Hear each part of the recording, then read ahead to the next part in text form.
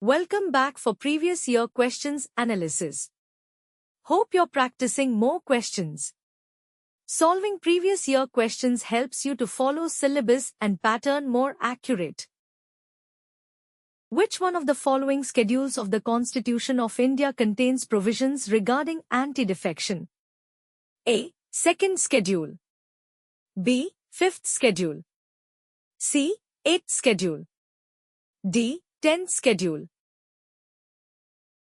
Answer is option D.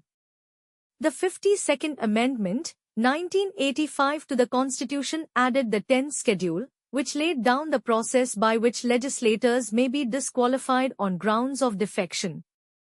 A member of parliament or state legislature was deemed to have defected if he either voluntarily resigned from his party or disobeyed the directives of the party leadership on a vote. That is, they may not vote on any issue in contravention to the party's whip. Independent members would be disqualified if they join a political party. The law also made a few exceptions. Any person elected as Speaker or Chairman could resign from his party and rejoin the party if he demitted that post. A party could be merged into another if at least 2/3 of its party legislators voted for the merger.